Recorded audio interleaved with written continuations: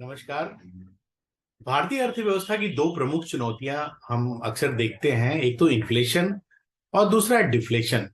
इन दो प्रमुख चुनौतियों से निपटने के लिए आरबीआई यानी कि रिजर्व बैंक ऑफ इंडिया कौन से कदम उठाती है। एक तो ओपन मार्केट ऑपरेशंस, जिनके जरिए वो लिक्विडिटी को बढ़ाती है और घटाती है, और दूसरा है मार्केट स्टेबलाइजेशन स्कीम, जो वह सरकार की मदद से करती है। तो ये दोनों चीजें कैसे होती हैं, आज हम उन्हीं को बात करेंगे। ओपन मार्केट ऑपरेशंस और मार्केट स्टेबलाइजेशन स्कीम्स ये क्या है? इनका सबसे बड़ा उद्देश्य है कि मार्केट में जो एक्सेस लिक्विडिटी है, जो ज्यादा कैश उपलब्ध हो गया है, उसको मैनेज किया जाए, उसका प्रबंधन किया जाए। और ये जो है आरबीआई के ऐसे हथियार हैं जिनको हम ब्रह्मास्त्र की संज्ञा दे सकते हैं। तो आइए इनके बारे में थोड़ा डिटेल बात करते हैं, क्या है ये चीजें और आरबीआई को कब इनके इस्तेमाल की जरूरत पड़ती है, कैसे ये सारी चीजें होती हैं। तो ये स्टार्ट करने के पहले हमें फाइनेंशियल मार्केट के बारे में थोड़ा समझना पड़ेगा। उसको समझने के बाद ही हमें ओपन मार्केट ऑपरेशंस और मार्केट स्टेबलाइजेशन स्कीम्स के बारे में चीजें समझ में आएंगी। देखिए, दो तरह के मार्केट होते हैं। अगर फाइनेंशियल मार्केट की बात करें तो दो तरह के मार्केट होते हैं। ये इनमें से पहले मार्केट को कहते हैं मनी मार्केट और दूसरे मार्केट को कहते हैं कैपिटल मार्केट। तो ये दो तरह के मार्केट में कैसे काम होता है। मान लीजिए सरकार को या किसी कंपनी को, किसी प्राइवेट कंपनी को कुछ कर्ज चाहिए, कुछ पैसा उधार चाहिए। तो इस पैसे को किस तरह उधार ले सकती है सरकार, कैसे उधार ले सकती है या कंपनी कैसे उधार ले सकती है? अगर एक साल से कम समय के लिए पैसा चाहिए तो ये लोग मनी मार्केट में जाएंगे, ठीक है। और अगर एक साल से अधिक समय के लिए पैसा चाहिए तो कैपिटल मार्केट में जाएंगे। इसमें ज्यादा क्यों क्या कि चक्कर मत पड़ी, अभी बस बेसिक चीजें जान लीजिए ताकि आपको ओपन मार्केट ऑपरेशंस और बाकी चीजें आसानी से समझ में आ जाए। अगर सरकार को एक साल से कम समय के लिए कर्ज चाहिए तो वो मनी मार्केट में जाएगी, ये मैंने बताया। और मनी मार्केट में क्या जारी करेगी? ये इस तरह के टूल्स जारी करेगी, ट्रेजरी बिल्स जारी करेगी या कैश मैनेजमेंट बिल जारी करेगी, ठीक है।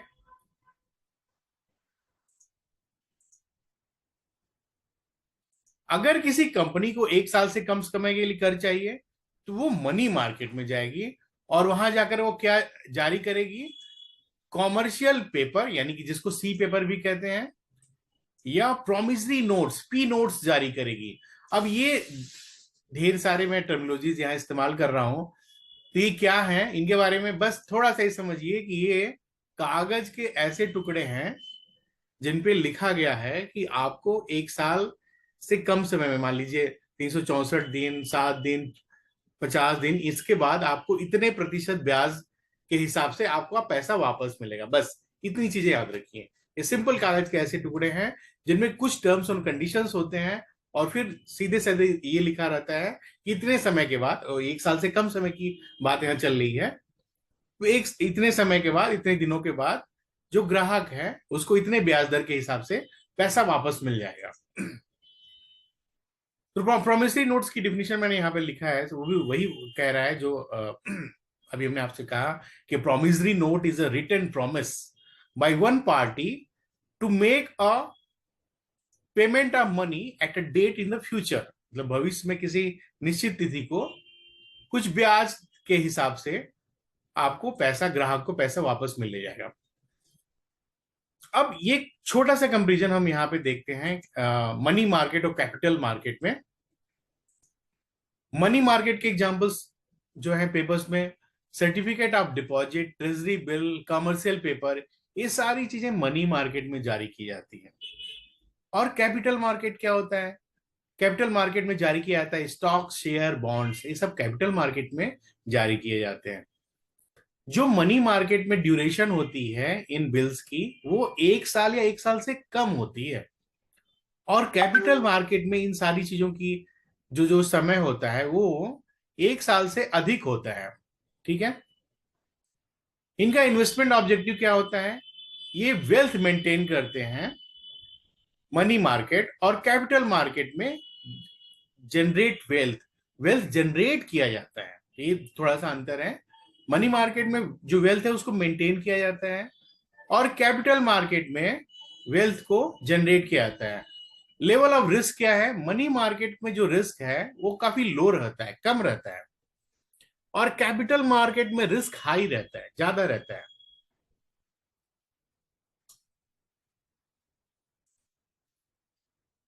तो अगर एक साल से अधिक समय के लिए पैसा चाहिए तो ये लोग कैपिटल मार्केट में जाएंगे, ये मैंने आपको बताया।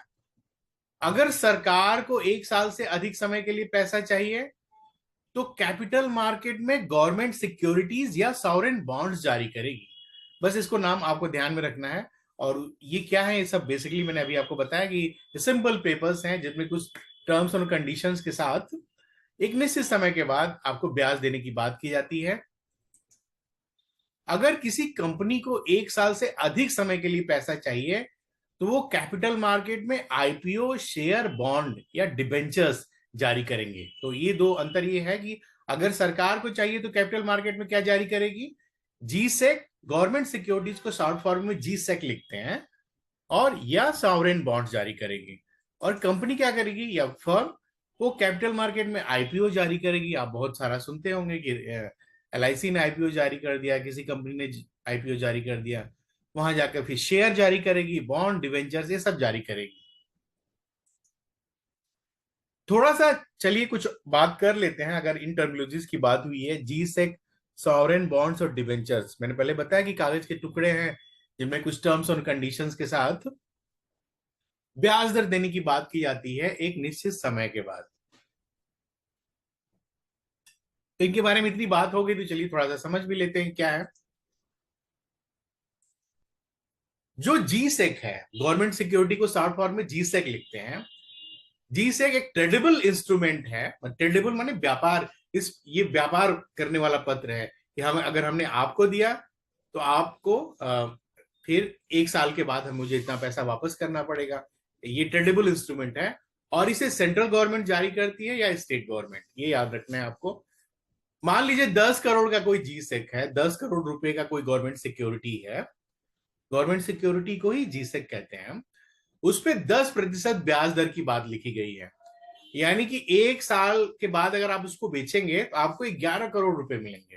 ठीक है, 10% अगर ब्याज के साथ वापस अगर सरकार आपको करेगी, तो 10 करोड़ पे आपने खरीदा है तो सरकार आपको 11 करोड़ रुपए वापस करेगी। एक छोटा सा इसकी बात हो गई।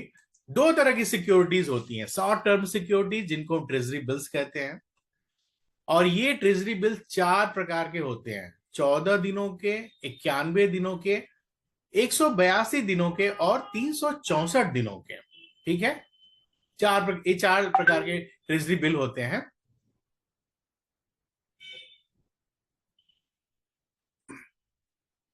जो लॉन्ग टर्म सिक्योरिटीज है या डेटेड, लॉन्ग टर्म सिक्योरिटीज को डेटेड सिक्योरिटीज भी कहते हैं।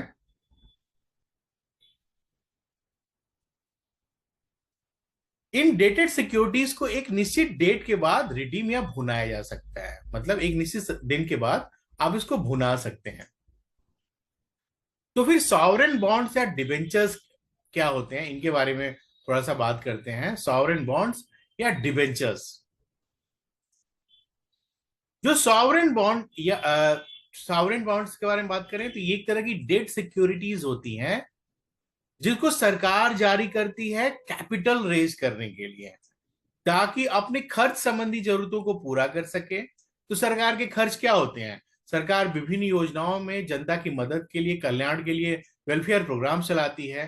तो वो पैसा सरकार सॉवरेन बॉन्ड के जरिए इकट्ठा करेगी। ठीक है, और सॉवरेन बॉन्ड को सरकार या तो डोमेस्टिक करेंसी यानी कि रुपए में जारी कर सकती है, या फॉरेन करेंसी। ये दोनों तरीके हैं सॉवरेन बॉन्ड जारी करने के।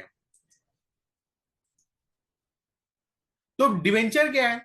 डिवेंचर भी एक तरह का ऋण साधन है जिसमें कोई कोलेट्रल नहीं रखना पड़ता है। कोलेट्रल मतलब कुछ गिरवी नहीं रखना पड़ता है, लेकिन इसकी मेच्योरिटी ज्यादा से ज्यादा होती है, लगभग 10 वर्ष से भी अधिक होती है डिवेंचर की जो परिपक्वता अवधि होती है।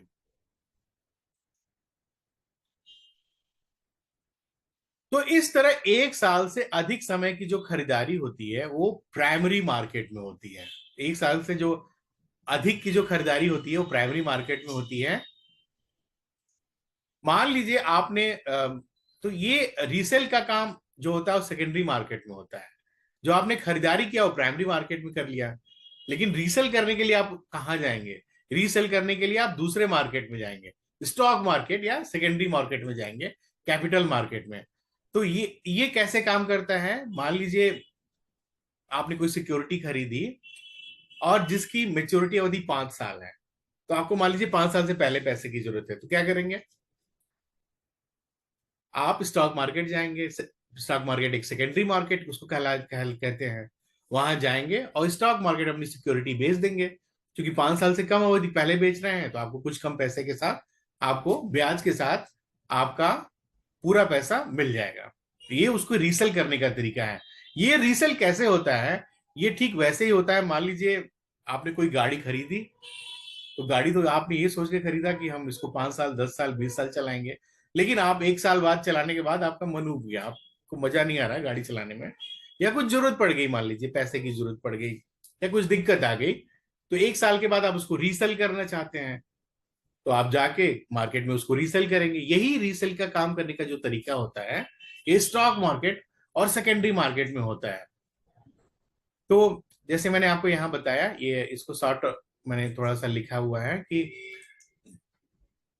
फाइनेंशियल मार्केट दो तरह के मार्केट हो गए, मनी मार्केट और कैपिटल मार्केट। जो शॉर्ट टर्म की खरीदारी होती है, इसको बना लीजिए अपनी कॉपी में, ये मनी मार्केट में होती है। जो लॉन्ग टर्म की जो खरीदारी होती है वो कहाँ होती है? कैपिटल मार्केट में होती है। तो मनी मार्केट में सरकार क्या करती है? मनी मार्केट में सरकार, देखिए मैंने यहाँ पे लिखा हुआ है, ट्रेजरी बिल या सीएमबी जारी करती है। और कंपनियां क्या करती हैं? या सी पेपर जारी करती हैं या प्रॉमिसरी नोट्स जारी करती हैं। ये तो मनी मार्केट की कहानी हो गई। और फिर कैपिटल मार्केट दो तरह के, प्राइमरी मार्केट है और सेकेंडरी मार्केट। तो प्राइमरी मार्केट में सरकार क्या जारी करती है? जब एक साल से ज्यादा के लिए सरकार को काम करना हो तो वहां जीसेक जारी करेगी, सॉवरेन बॉन्ड जारी करेगी। और फर्म क्या करेंगे? या कंपनियां आईपीओ जारी करेंगी, शेयर जारी करेंगे, बॉन्ड जारी करेंगे। तो आपको यहां याद रखना है कि जीसेक और सॉवरेन बॉन्ड्स गवर्नमेंट जारी करती है, कंपनी जारी नहीं करती है। और ये सारी चीजें आईपीओ, शेयर, बॉन्ड, ये फर्म जारी करते हैं। इसी तरह यहाँ पे टी बिल और सीएमबी जो है गवर्नमेंट जारी करती है, फर्म जारी नहीं करते हैं। और यहाँ पे सी पेपर या प्रोमिसरी नोट्स, इसको फर्म जारी करते हैं, सरकार जारी नहीं करते। ये छोटे से उदाहरण है। तो फाइनेंशियल मार्केट में बारे में हमने समझ लिया। तो ओपन मार्केट ऑपरेशंस के बारे में जानने के लिए इतना ही जरूरत था आपको फाइनेंशियल मार्केट में जानने के लिए। अब हम आते हैं अपने मेन मुद्दे की तरफ, ओपन मार्केट ऑपरेशंस के बारे में। मान लीजिए सरकार को पैसे की जरूरत पड़ी और रिजर्व बैंक ऑफ इंडिया होता है पब्लिक डेट मैनेजर, एक तरह का प्रबंधक होता है। किस चीज का प्रबंधन करता है? जितनी भी जो पब्लिक डेट होती है, सरकारी जो सार्वजनिक कर्ज होता है, उसको मैनेज करता है। तो सरकार को जब पैसे की जरूरत पड़ी तो आरबीआई क्या करेगी? सरकार की तरफ से जी सेक की नीलामी करेगी। अब उसके पास जी सेक पड़ा हुआ है, जी सेक कोई एसेट है जिसकी नीलामी करके वो पैसा इकट्ठा कर सकती है आरबीआई। मान लीजिए 10 करोड़ रुपए के जी सेक की नीलामी हो रही है, तो यहां पर क्या क्या होगा? इन सारे मुद्दों पे यहां पे समझिए। मान लीजिए 10 करोड़ रुपए की जी सेक की नीलामी हो रही है और 10 करोड़ रुपए में से 2 करोड़ लेने के लिए, 2 करोड़ का जीसेक खरीदने के लिए सचिन तेंदुलकर, मिस्टर सचिन तेंदुलकर आते हैं। एक उदाहरण के तौर पे मैं आपको समझा रहा हूं। वो 2 करोड़ रुपए का जीसेक सचिन तेंदुलकर खरीद लेते हैं, गवर्नमेंट सिक्योरिटीज खरीद लेते हैं। और फिर एक और सामने आते हैं वहां से मिस्टर रतन टाटा, और मिस्टर रतन टाटा 3 करोड़ रुपए का जीसेक खरीद लेते हैं। ये उदाहरण है आपको समझाने के लिए। यानी कि 10 करोड़ में से 5 करोड़ रुपए का जो जीसेक है, जो गवर्नमेंट सिक्योरिटी है, वो आरबीआई ने बाजार में बेच दिया। आरबीआई के पास कुल जो सिक्योरिटी थी वो 10 करोड़ की थी, और 10 करोड़ में से उसको खरीदने के लिए दो ग्राहक मिले बाजार में, एक तो मिस्टर सचिन तेंदुलकर और दूसरा मिस्टर रतन टाटा, और इनको देकर आरबीआई ने 5 करोड़ रुपए इकट्ठा कर लिया। लेकिन उसको बेचना है 10 करोड़ का, तो 5 करोड़ तभी बचा हुआ है और सरकार को तो चाहिए 10 करोड़ रुपए। उसको मान लीजिए मनरेगा में पैसा लगाना है सरकार को, प्रधानमंत्री से रिलेटेड जो प्रधानमंत्री के जो बड़े कार्यक्रम हैं, मान लीजिए प्रधानमंत्री श्रम योगी मानधन योजना में सरकार को पैसे की जरूरत है, तो सर तो 5 करोड़ रुपए अभी बचे हुए हैं। तो अब 5 करोड़ रुपए के जीसेक बच गए हैं, गवर्नमेंट सिक्योरिटीज बच गई हैं, ये पेपर्स हैं। इन्हीं पेपर्स को बेचकर या देकर सरकार पैसे इकट्ठा करती है। अब इसकी नीलामी हो नहीं पा रही है, सिर्फ दो ग्राहक मिले और उन दोनों ग्राहक में आधा पैसा तो ले लिया, आधा तो खरीद लिया, पर आधा तो बच गया। तो आरबीआई क्या करेगी, आरबीआई यहां पर एक लीडर की भूमिका निभाएगी और 5 करोड़ का जो जीसेक है खुद खरीद लेगी, क्योंकि सरकार को पैसे की जरूरत है और आरबीआई तो बैंकों का बैंक है। अगर आरबीआई के पास 5 करोड़ रुपए होंगे तो वो 5 करोड़ रुपए सरकार को दे देगी।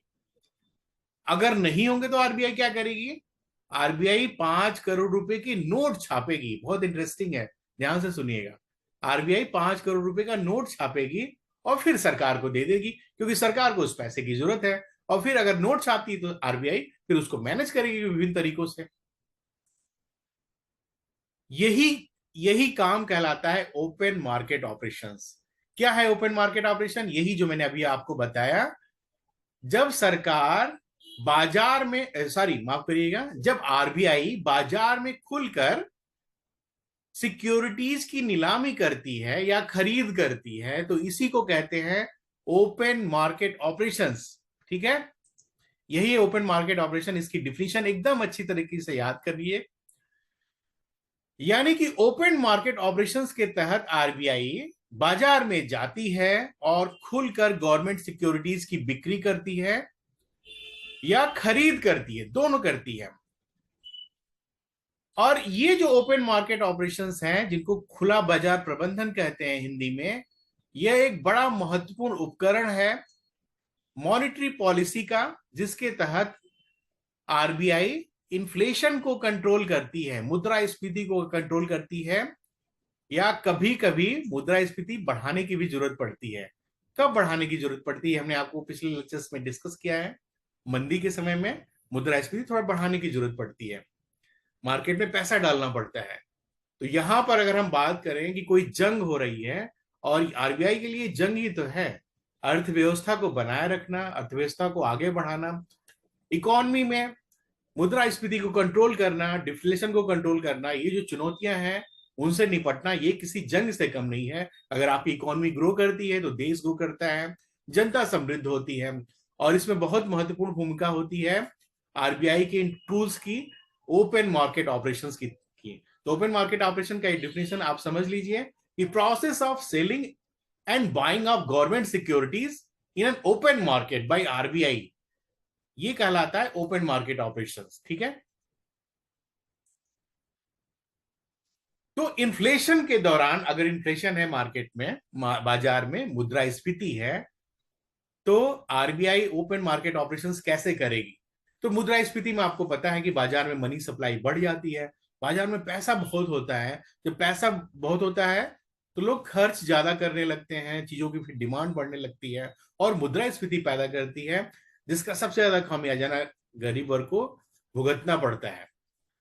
तो फिर इस जंग में आरबीआई क्या की, ओपन मार्केट ऑपरेशंस के जरिए जंग में कूद गई, बाजार में कूद जाती है। और फिर क्या करती है मुद्रास्फीति के दौरान? एक उदाहरण से समझते हैं। मान लीजिए आरबीआई के पास सरकार का 50 करोड़ रुपए का जीसेक, गवर्नमेंट सिक्योरिटीज, संचित हो गया है, और इस समय इकोनॉमी में M1 40 करोड़ है। अब M1 याद रखिए, M1 क्या है? बाजार में जो भी पैसा घूम रहा होता है ना, वो सारा पैसा जो मनी सप्लाई का पैसा है, ये सब कुछ M1 के तहत आता है। मनी सप्लाई M1, ये सब मैंने आपको बताया हुआ है, उसका लिंक मैं ग्रुप इस वीडियो के साथ डाल दूंगा। बाजार में जितनी करेंसी है, जितना क्वाइन है, जितना सिक्का है, जितना डिमांड डिपॉजिट है, इनको आसानी से आप लिक्विड में बदल सकते हैं। करेंसी अपने आप में लिक्विड लिक्विड है। आप गए, पैसा दिए, आपको सामान मिल गया। कॉइन जो सिक्का है वो भी लिक्विड है। डिमांड डिपॉजिट, आपने डिमांड डिपॉजिट दिया, तुरंत आपको आपके हाथ में पैसे आ जाते हैं। डिमांड ड्राफ्ट की बात नहीं कर रहा हूं, डिमांड डिपॉजिट की बात कर रहा हूं। ये मनी का फॉर्म है। डिमांड डिपॉजिट एक तरह की करेंसी है, एक तरह का पैसा है, मनी का सबसे लिक्विड फॉर्म है। इनको आसानी से आप तरलता में बदल देते हैं। इसको M1 कहते हैं। तो मैं यहां पे बता रहा हूं कि इस समय इकोनॉमी में M1 40 करोड़ रुपए है। बाजार में जो तरलता उपलब्ध है, जो पूरी करेंसी उपलब्ध है, जो पूरा कैश उपलब्ध है, वो 40 करोड़ है। और आरबीआई के पास सरकार का 50 करोड़ का सिक्योरिटी अभी है इसके पास। तो फिर आरबीआई क्या करेगी इस 40 करोड़ को कंट्रोल करने के लिए, क्योंकि यही 40 करोड़ बड़ा दुश्मन बना हुआ है आरबीआई के लिए। एक उदाहरण के तौर पे बता रहा हूं, ये लाखों करोड़ में होती है। मैं सिर्फ उदाहरण के रूप में आपको समझाना चाह रहा हूं। तो ये जो पैसा है, ये जो है, ये ज्यादा मात्रा में पैसा है। इसको कंट्रोल करना है आरबीआई को। और आरबीआई के पास 50 करोड़ रुपए की जीसेक है, जो उसे सरकार से मिली हुई है। तो आरबीआई क्या करेगी यहां पे? और इस समय इकोनॉमी में मुद्रास्फीति की समस्या चल रही है। तो जब मुद्रास्फीति की समस्या चल रही होती है तो आरबीआई क्या करती है? मनी सप्लाई को कम करती है। बाजार में जो तरलता है उसको कम करती है। जब कम होगा तो अपने आप लोगों के पास खर्च करने के लिए पैसे कम हो जाएंगे। खर्च करने के लिए पैसे कम हो जाएंगे तो वस्तुओं की डिमांड कम हो जाएगी, और फिर मैनेज हो जाएगी, और फिर मुद्रास्फीति कम हो जाएगी, जिससे जो गरीब तबका है, कमजोर तबका है, उसको बड़ी राहत मिलती है। मध्यम वर्ग, उच्च वर्ग को तो कम राहत मिलती है, लेकिन जो गरीब तबका है उसको तो बहुत राहत मिलती है मुद्रास्फीति की वजह से। मुद्रास्फीति कम होने की वजह से, जब महंगाई कम होगी तो उसको ज्यादा आसान होगा जीवन में संघर्ष करना, आगे बढ़ना। तो इस मनी सप्लाई को कम करने के लिए आरबीआई ने 50 करोड़ की सिक्योरिटीज में से 10 करोड़ की सिक्योरिटीज, मान लीजिए, एचडीएफसी बैंक को बेच देती है। तो इस बेचने से क्या हो गया है? इसको समझिए कि ये अगर 10 करोड़ की सिक्योरिटीज एचडीएफसी को बेच देती है तो क्या होगा यहां पे? एचडीएफसी बैंक 10 करोड़ की सिक्योरिटी खरीद लेगा। तो खरीदने के लिए वो पैसा देगा ना। पैसा दिया कि नहीं कि अपने आप बाजार से मनी सप्लाई कम हो गई। ठीक वैसे ही मान लीजिए आपके पास 1,000 रुपए हैं और आप मनमाना पैसे खर्च कर रहे हैं, तो मैं आपको लालच दूंगा और मैं कहूंगा कि आप मेरा मोबाइल फोन खरीद लीजिए जिसकी कीमत 800 रुपए है, एक उदाहरण के तौर पे। तो मैंने आपका 800 रुपए खींच लिया मैंने, और आपके पास सिर्फ खर्च करने के लिए 200 रुपए बचे। मैंने आपके पास मनमाने तरीके से खर्च करने के पैसे कम हो गए, मनी सप्लाई कम हो गई, यानी कि मुद्रास्फीति कम हो गई। तो यहां सरकार ने मान लीजिए 40 करोड़ का जीसेक बेच दिया, तो 40 करोड़ अब बाजार में, सॉरी, ये 10 करोड़ एचडीएफसी ने खरीद लिया, तो 40 करोड़ ना होके अब 30 करोड़ M1 हो गया। जो मनी सप्लाई हो गई उसमें से 10 करोड़ कम हो गया। जैसे मैंने बताया कि मैंने 1,000 रुपए में से मैंने आपको 800 रुपए का सामान बेच दिया, तो आपके पास सिर्फ 200 रुपए बचे। आपका मनी सप्लाई कम हो गया। और इसी तरह आरबीआई ओपन मार्केट ऑपरेशंस के तहत जीसेक खरीदती है और बेचती है। जीसेक खरीदती और बेचती है ताकि मनी सप्लाई को मुद्रास्फीति के हिसाब से एडजस्ट किया जा सके। ठीक है।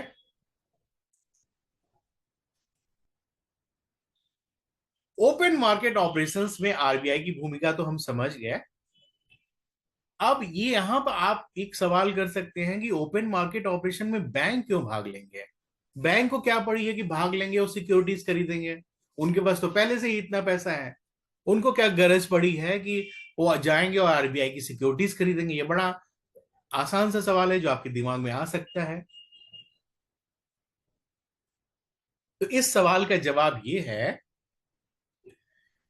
कि बैंकों के पास जो भी पैसा होता है वो डिपॉजिटर्स का पैसा होता है। हम और आप जो पैसा जाकर बैंकों के पास जमा करते हैं वही पैसा बैंकों का होता है।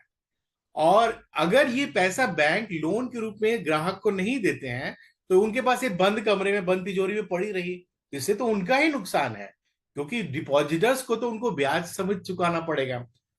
तो बैंकों के लिए तो फायदा है कि उनके लिए कोई भी पैसा एक्स्ट्रा न मिले। जो भी पैसा हो उसको बाजार में डाल दें, सरकार को दे दें, ताकि उनको ब्याज मिलता रहे और यही ब्याज से ही तो बैंकों का पूरा स्ट्रक्चर काम करता है, बैंकों का इंफ्रास्ट्रक्चर काम करता है, बैंकों की आमदनी होती है। इसी पैसे को घुमाते रहते हैं, किसी को देते हैं, लोन देते हैं, और किसी से लेते हैं किसी का।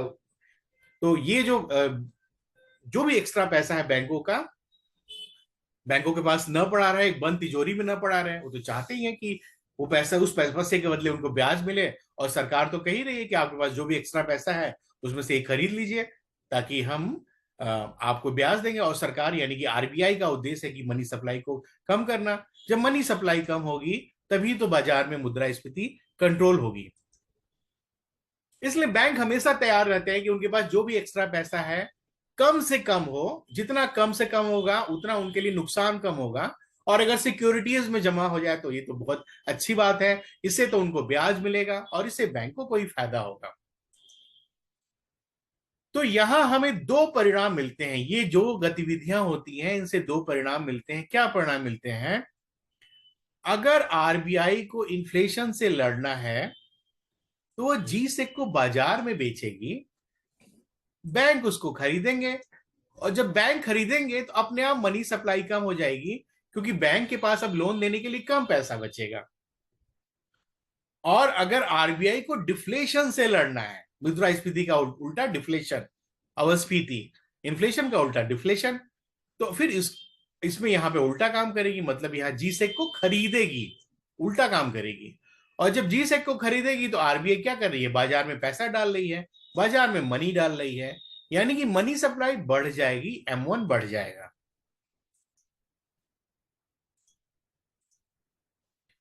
तो ओपन मार्केट ऑपरेशन के बारे में ये सफिशियंट है, जो जितना मैंने बताया इसके आधार पे आप सवाल सॉल्व कर सकते हैं। एक क्वेश्चन है, इसका आंसर आप चैट बॉक्स में लिख के मुझे बताएंगे। मैं क्वेश्चन पढ़ रहा हूं, आपके सामने स्क्रीन पे है।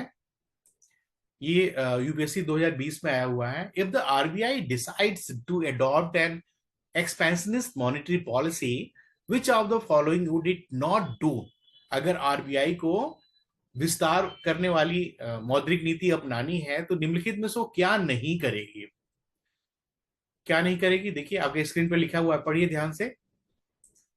Cut and optimize the statutory liquid ratio, ये तो करेगी, ये तो सही है। दूसरा, increase the marginal standing facility rate, ये गलत है, इंक्रीज तो करेगी नहीं, डिक्रीज करेगी। और तीसरा, cut the bank rate and repo rate, तो ये क्या नहीं करेगी? दो नहीं करेगी, ऑप्शन दो नहीं करेगी, 1 और 3 करेगी। तो इसका ऑप्शन हुआ आपका बी, 2 ओनली।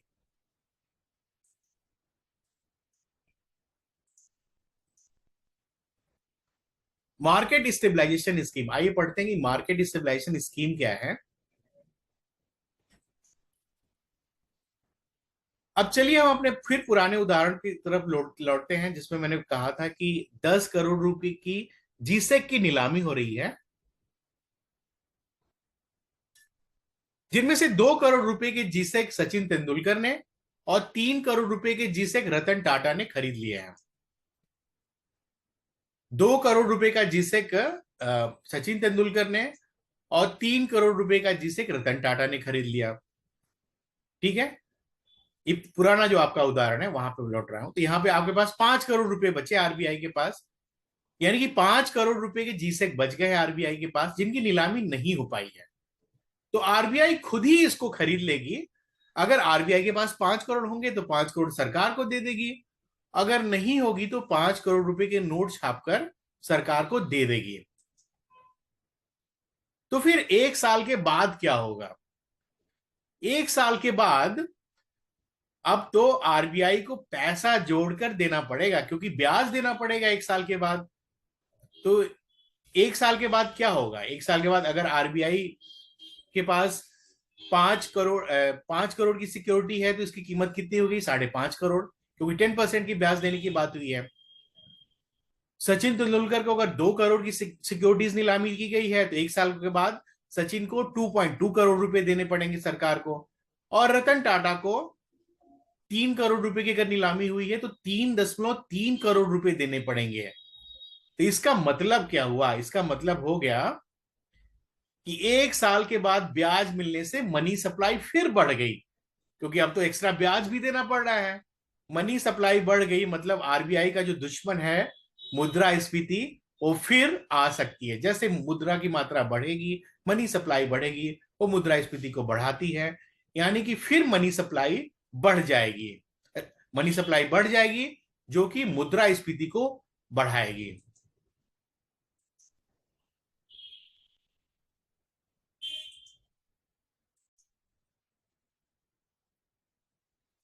इस पूरी प्रक्रिया में आप इसको ऐसे समझ सकते हैं कि सरकार एक राजा है और आरबीआई मंत्री की तरह है। सरकार तो राजा को पैसे की जरूरत पड़ी, धन की जरूरत पड़ी, तो राजा ने अपने मंत्री से कहा कि मुझे 10 करोड़ रुपए का धन चाहिए, क्या करूं?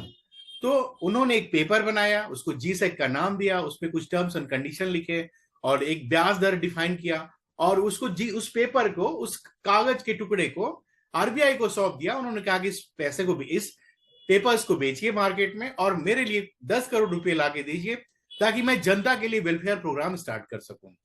तो यही काम आरबीआई कर रही है। 10 करोड़ रुपए सरकार की, सरकार यानी कि राजा, राजा को पैसा देना है, तभी वो जनता के हितों के लिए कल्याणकारी कार्यक्रम चला सकेगी।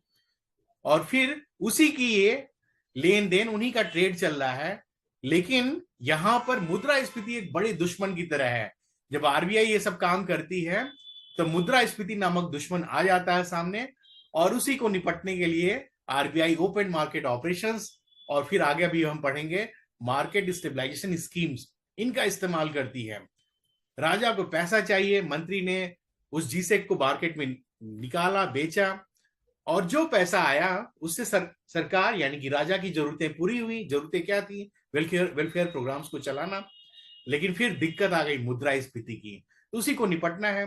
तो अभी जो मैंने उदाहरण दिया था उसमें 1 साल के बाद ब्याज जब मिलेगा तो फिर मनी सप्लाई बढ़ जाएगी, जो कि मुद्रास्फीति को बढ़ाएगी। मुद्रास्फीति बढ़ाएगी तो फिर अब आरबीआई क्या करेगी, मंत्री क्या करेगा? इस जो अतिरिक्त मनी सप्लाई को रोकने के लिए आरबीआई क्या करेगा? आरबीआई को जीसेक बेचना पड़ेगा। जीसेक बेचना पड़ेगा। जब जीसेक बेचेगा तभी तो वो मार्केट से पैसा नहीं हटा पाएगा। लेकिन आरबीआई के पास तो अब जीसेक है ही नहीं। आरबीआई ने तो सरकार के जितने भी जीसेक थे वो सब बेच दिया, और सरकार भी कह रही है कि हमारा 10 करोड़ रुपए का काम पूरा हो गया, अब मुझे उधार नहीं लेना है, अब मैं उधार नहीं ले सकता, क्योंकि मेरा काम तो पूरा हो गया, मेरा काम पूरा हो गया। अब हमारे पास अतिरिक्त मनी सप्लाई आ गई। अब इस मनी सप्लाई को सोखने के लिए आरबीआई को फिर जीसेक बेचना पड़ेगा, तभी तो मार्केट से पैसा खींचेगी। लेकिन आरबीआई के पास तो अब जीसेक है ही नहीं। सरकार ने जितना जीसेक बेचा था सब बेचारे का जा चुका था, सब उसने बाजार में बेच दिया। और सरकार भी करी कि हमें तो सिर्फ 10 करोड़ रुपए की जरूरत थे एक प्रधानमंत्री श्रमयोगी मानधन योजना में काम करने के लिए। अब तो हमें एक्स्ट्रा पैसे की जरूरत ही नहीं है, अब तो मैं उधार भी हम नहीं ले सकते। तो अब यहां पे आरबीआई क्या करेगी? अब यहां पर आरबीआई क्या करेगा? देखिए बड़ा इंटरेस्टिंग है। लेकिन आरबीआई को तो हर हाल में इस लिक्विडिटी को सोखने के लिए जीसेक चाहिए। आरबीआई को हर हाल में इस लिक्विडिटी को सोखने के लिए जीसेक चाहिए। आप ये सुझाव दे सकते हैं, आपके दिमाग में आ सकता है कि एसएलआर बढ़ा दिया जाए, सरकार स्टैच्यूटरी लिक्विड रेशियो को बढ़ा दे, बढ़ाकर लिक्विडिटी को सोख ले। तो एसएलआर बढ़ाया क्या जा जाता है? तरलता से तो बढ़ाया जा सकता है। बैंकों को बाहर से गोल्ड आयात करना पड़ेगा और उतना गोल्ड उनको बचा के रखना पड़ेगा। लेकिन जब ज्यादा गोल्ड आयात हो जाएगा तो वो तो आपका करेंट अकाउंट डिफिसिट बढ़ा देगा, एक दूसरा दुश्मन खड़ा कर देगा। उस दूसरे दुश्मन का नाम है चालू खाता घाटा, करेंट अकाउंट डिफिसिट। अब तो आरबीआई ये भी नहीं कर सकती है, एसएलआर भी बढ़ाने के लिए नहीं कह सकती है। जितना बढ़ाना था वो बढ़ा चुकी है 18%। फिर आप सुझाव दे देंगे कि ऐसा करिए, तब से आप सीआरआर बढ़ा दीजिए, सीआरआर बढ़ाकर लिक्विडिटी को सोख लीजिए। लेकिन ये जो सीआरआर का कंसेप्ट है, ये सचिन तेंदुलकर पर तो लागू ही नहीं होगा। सचिन तेंदुलकर जैसे निजी निवेशक पर तो सीआरआर लागू ही नहीं होगा। ये लागू होगा आपके बैंक्स पर। यानी कि अब आरबीआई सीआरआर के जरिए भी इस लिक्विडिटी को नहीं सोख सकती है। अब मुद्रास्फीति को नियंत्रण में लाने के लिए क्या करेगी, ब्रह्मास्त्र के बारे में सोचेगी कि अब हम ब्रह्मास्त्र की स्थिति की कल्पना करें, तभी से इस समस्या का निराकरण करें। ऐसी स्थिति पैदा हो गई थी साल 2003 में। ये समस्या क्या थी उसको जरा समझिए। ये आपकी परीक्षा में आ सकता है, मेंस की परीक्षा में और प्रीलिम्स में भी आ सकता है। उस समय भी ढेर सारे क्वेश्चन आए थे। तो साल 2003 में क्या हुआ था, रूपी डॉलर का जो एक्सचेंज रेट था, रूपी, ये उसमें बड़ी वोलेटिलिटी थी, बहुत ज्यादा, कभी कम हो, कभी ज्यादा हो, कभी बहुत ज्यादा हो, कभी थोड़ा सा कम हो। ये उतार चढ़ाव बहुत तेजी से मार्केट में हो रहा था। और इससे निपटने के लिए आरबीआई ने क्या किया, बाजार से डॉलर खरीद लिया। डॉलर खरीद लिया, जब डॉलर खरीदेगा तो पैसा देगा ना, यानी कि मनी सप्लाई बढ़ेगी। तो रुपी की सप्लाई इससे बढ़ गई, और रुपी सप्लाई जब बढ़ गई तो इसके लिए फिर सरकार ने उसको कम करने के लिए जीसेक बेचना शुरू किया, क्योंकि उसको कम किया जाए।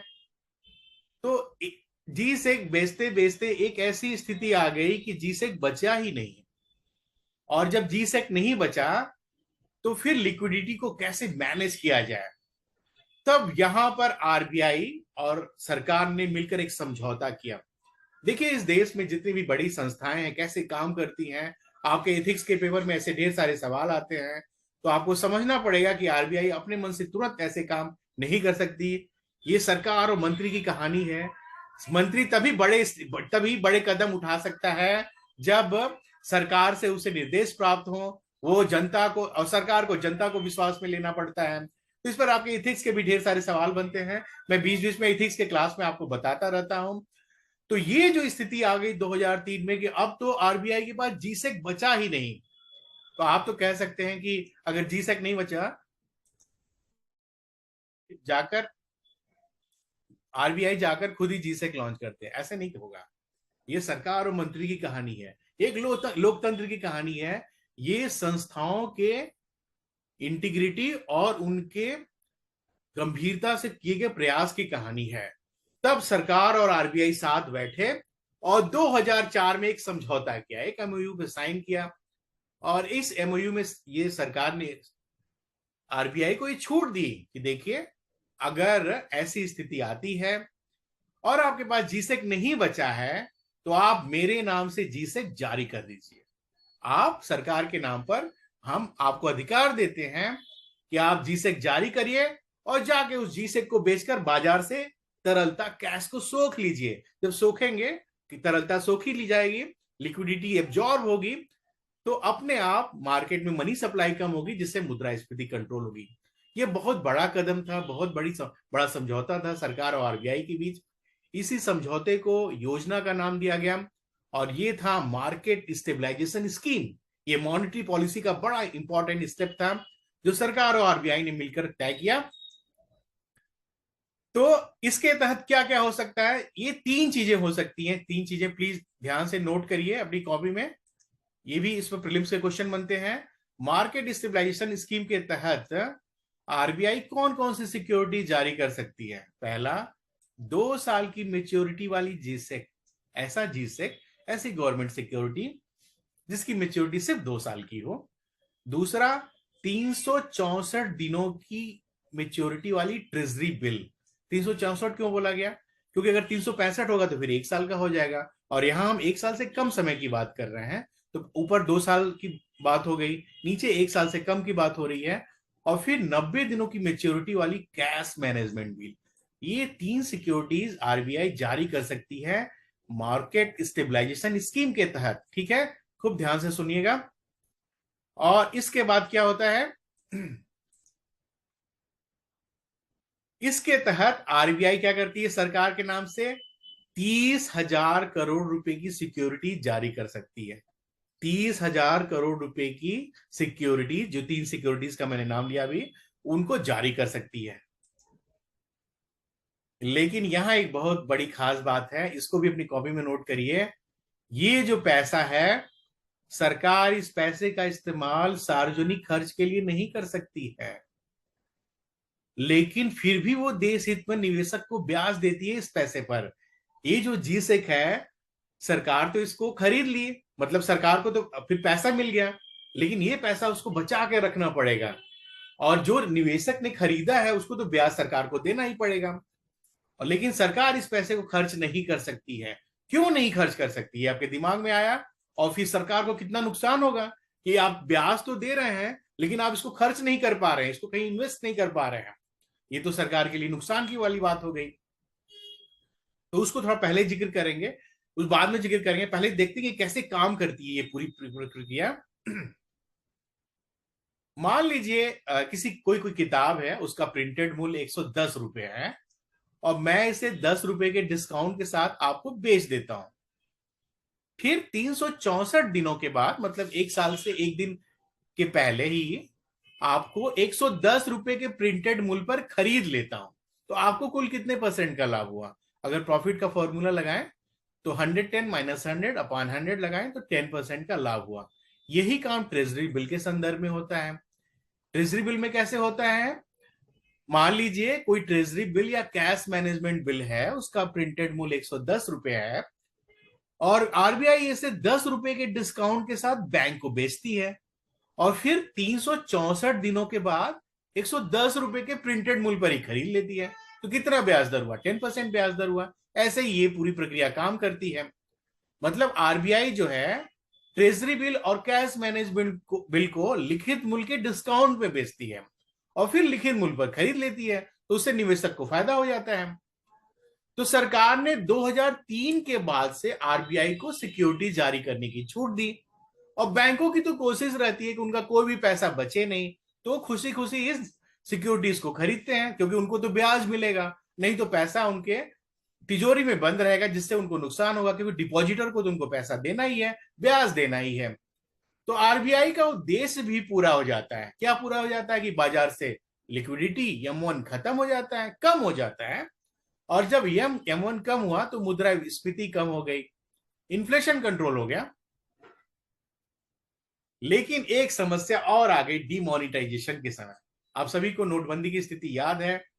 लोग लाइन में लगकर बड़े बड़ी परेशानी से और बड़ी चुनौतियों के साथ लोग पैसे जमा कर रहे थे, क्योंकि सरकार ने नोट, जो पुराने नोट थे उनका अस्तित्व खत्म कर दिया था। उनको बताया था कि अब वो अस्तित्व में नहीं रहेंगे। तो डिमोनिटाइजेशन के बाद क्या हुआ था, उसको देखते हैं। साल 2016 में सरकार ने डिमोनिटाइजेशन की घोषणा कर दी। तो उसके बाद क्या हुआ? अर्थव्यवस्था में अतिरिक्त एनडीटीएल सृजित हो गया, ज्यादा से ज्यादा एनडीटीएल आ गया। तो इस लिक्विडिटी को तो सोखना जरूरी था ना। नहीं सोखता तो क्या, बैंकों को तो उस पर ब्याज तो देना ही था, जो भी पैसा लोगों का जमा हो रहा है। तो इसलिए सरकार ने मार्केट स्टेबलाइजेशन स्कीम में 30,000 के बजाय एक नई सीमा रख दी। क्या सीमा रखी?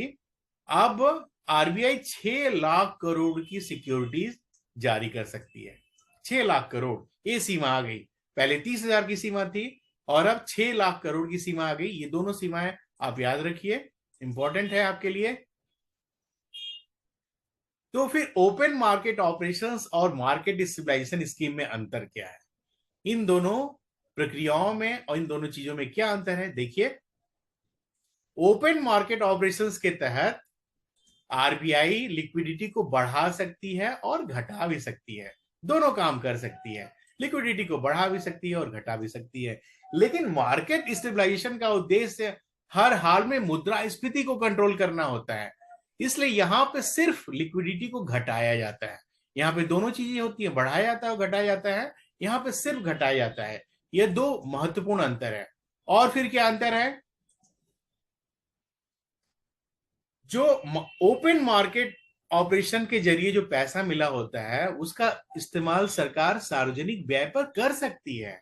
किसी भी जन कल्याण के जो कार्यक्रम है उन पे ये खर्च कर सकती है। सरकार को अगर कुछ प्लेन खरीदने की जरूरत पड़ी, कुछ फाइटर प्लेन की जरूरत पड़ी, राफेल खरीदने की जरूरत पड़ी, तो सरकार इस पैसे का इस्तेमाल, ओपन मार्केट ऑपरेशन का जो पैसा है उसका इस्तेमाल कर सकती है। लेकिन मार्केट स्टेबलाइजेशन का जो पैसा है, मार्केट स्टेबलाइजेशन स्कीम से जो मिला पैसा है, सरकार अपनी खरीदारी के लिए बिल्कुल नहीं कर सकती है। लेकिन इसके बावजूद उसको, निवेशक को, इसके ब्याज का पैसा देना ही पड़ता है। क्यों ऐसा होता है मैं भी आगे बताऊंगा, बस अभी सुन लीजिए। ओएमओ जो है, ओपन मार्केट ऑपरेशन, एक रेगुलर एक्टिविटी है, यह लगातार होती रहती है, पूरे साल होती रहती है। लेकिन जो एमएसएस है ये सिर्फ कुछ खास स्थितियों में, कुछ खास परिस्थितियों में ही होती है। आरबीआई जो ओएमओ जारी करती है, जो कैरी करती है, वो कॉमर्शियल बैंक के थ्रू करती है। ये डायरेक्टली पब्लिक को डील नहीं करती है, ये बैंकों के जरिए ये काम करती है, ओपन मार्केट ऑपरेशन। अब आते हैं उस सवाल पे जो मैंने भी आपसे बताया कि मार्केट डिजिटलाइजेशन स्कीम की स्थिति में सरकार हानि का जोखिम क्यों उठाती है। वो निवेशक को तो पैसा दे रही है, लेकिन उस पैसे का इस्तेमाल वो खुद के लिए नहीं कर पा रही है। तो इस तरह की हानि सरकार क्यों उठा रही है? देखिए, एक तो ये तो देश का हित है, अगर सरकार इस तरह का कदम उठाती है, सरकार का दायित्व है कि देश में जो चुनौतियां हैं उससे निपटने के लिए वो कदम उठाए। तो ये जो स्थिति है, ये आरबीआई को लिक्विडिटी को मैनेज करने में, तरलता को कम करने में, मनी सप्लाई को कम करने में, यानी कि मुद्रास्फीति को कम करने में मदद करती है। तो इससे देश का कल्याण हो गया। तो देश के कल्याण में तो सरकार कहीं भी किसी भी हद तक जा सकती है। लेकिन ये दूसरा अगर हम देखें तो ये भी कोई नुकसान का मुद्दा नहीं है, क्योंकि आरबीआई के ढेर सारे प्रोडक्ट हैं, रेपो लोन, ट्रेजरी, बॉन्ड, इनसे आरबीआई को अरबों रुपए की आमदनी होती है। और चूंकि आरबीआई नेशनलाइज्ड है, यानी कि इसको जो भी आमदनी होगी उसका लाभांश उसको सरकार को देना ही पड़ेगा। अरबों खरबों रुपए वो सरकार को लाभांश देती है। तो यहां जो एमएसएस है, मार्केट स्टेबलाइजेशन स्कीम के तहत जो सरकार को हानि उठानी पड़ती है बहुत मामूली होती है। कुछ लाख करोड़ या कुछ हजार करोड़ का नुकसान होता है, जो उसकी पूरी आमदनी की तुलना में बहुत नाम मात्र होता है। तो आपके इस सवाल का जवाब हुआ। आइए एक सवाल देखते हैं, क्वेश्चन देखते हैं। Market stabilization scheme can accordingly correct following statements. First, MSS securities are issued to provide RBI with a stock of securities for liquidity management. मतलब लिक्विडिटी मैनेजमेंट के लिए एमएसएस सिक्योरिटी जारी की जाती हैं, ये सही है कथन। दूसरा कथन क्या है? MSS securities are not issued to meet government expenditure, ये भी सही है। मैंने आपको बताया कि सरकार अपने खर्च के में इस पैसे का इस्तेमाल नहीं कर सकती है। तीसरा क्या है? Government page interest on MSS bonds, ये भी सही है, सरकार निवेशकों को पैसा देगी जो एमएसएस के तहत होगा। ऑल और करेक्ट, तो इसका उत्तर हुआ डी, इसका उत्तर हुआ डी। आइए एक और क्वेश्चन देखते हैं।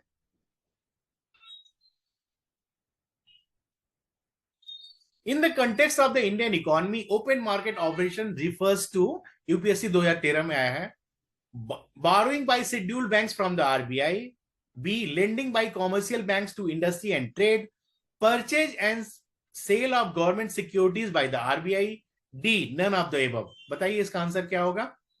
भारतीय अर्थव्यवस्था के संदर्भ में ओपन मार्केट ऑपरेशंस किसको संदर्भित करता है? अनुसूचित बैंकों द्वारा आरबीआई से उधार लेना, वाणिज्यिक बैंकों द्वारा उद्योग और व्यापार के लिए ऋण, तीसरा आरबीआई द्वारा सरकारी प्रतिभूतियों की खरीद और बिक्री, और चौथा कोई नहीं। इसका उत्तर होगा ग, यानी कि सी, क्योंकि आरबीआई क्या करती है? ओपन मार्केट ऑपरेशंस के तहत सरकारी प्रतिभूतियों की खरीद भी करती है और बिक्री भी करती है। कंसीडर द फॉलोइंग स्टेटमेंट, ये क्वेश्चन 2015 में आया है। With reference to the Indian economy, consider the following: bank rate, open market operations, public debt, public revenue. Which of the above is or components are monetary policy? इनमें से कौन से ये element हैं जो कि मॉनेटरी पॉलिसी के तत्व हैं? जल्दी बताइए। बैंक रेट ये मॉनेटरी पॉलिसी का पार्ट है, open market operation monetary policy का पार्ट है, पब्लिक डेट नहीं है, पब्लिक रेवेन्यू नहीं है, यानी कि 1 और 2 सही है, यानी कि सी सही है।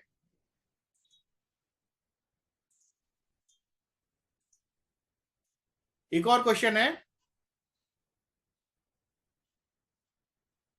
For which objective of launching the market stabilization scheme in 2004, 2004 में मार्केट स्टेबलाइजेशन स्कीम किस उद्देश्य से लॉन्च किया गया था?